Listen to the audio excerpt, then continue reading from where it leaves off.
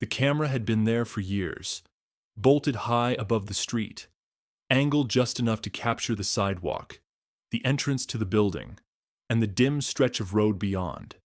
It recorded everything, day and night, without opinion or emotion. Most of the footage was boring. People passing by, cars slowing, stopping, moving on. Nothing worth watching twice. Until the night, everything changed. It was just after midnight when the motion sensor triggered. The street was quiet, almost empty. A single figure entered the frame, walking at a steady pace. The timestamp flickered in the corner of the screen, marking the seconds as they passed. What happened next would later be described as significant. Investigators would confirm the camera captured the moments leading up to a death, but the public would never see it. When police arrived at the scene, they already knew where to look.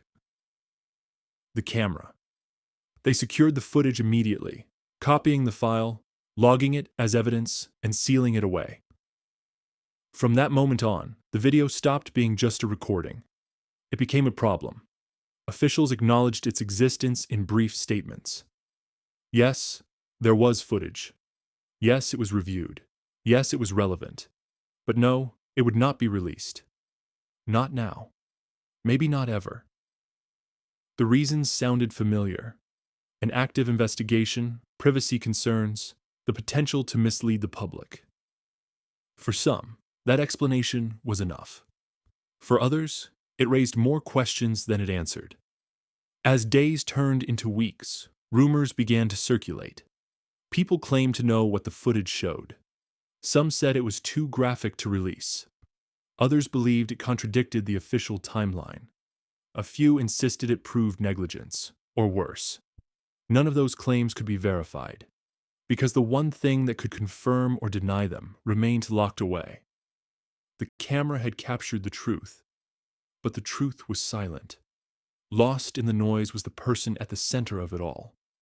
Someone who left home that day and never returned.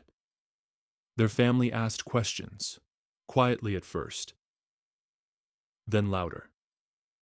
They wanted to know what happened in those final moments. They wanted to see what the camera saw. Not for the public, not for outrage, for closure.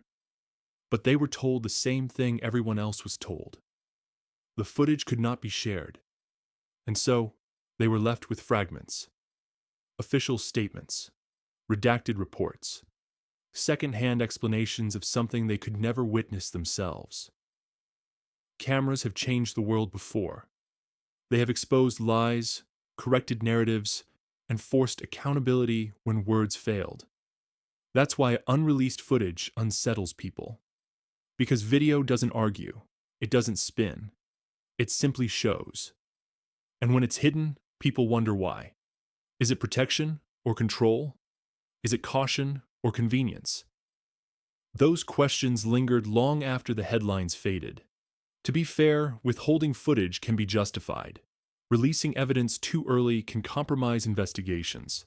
It can influence witnesses, prejudice juries, and cause irreversible harm. But silence has a cost, too. When authorities ask the public to trust them without transparency, trust becomes fragile. Every unanswered question grows heavier. Every delay deepens suspicion. And the longer the footage remains unseen, the more powerful it becomes. Somewhere, on a secure server, that video still exists, unedited, unchanged, frozen in time. A few people have watched it from beginning to end. They know exactly what happened in those final moments. The rest of the world is left to imagine. And maybe that's the most unsettling part. Because once you know a camera captured the truth, you never stop wondering what it revealed. Do you think footage like this should always be released? Or are some recordings never meant to be seen? Let me know your thoughts in the comments.